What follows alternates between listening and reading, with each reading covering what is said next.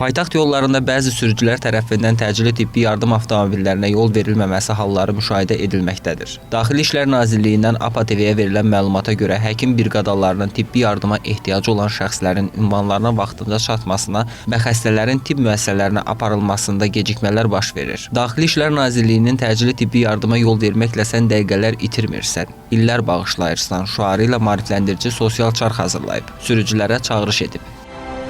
Təcili yardıma yol verməklə sən dəqiqələr itirmirsən, illər bağışlayırsan.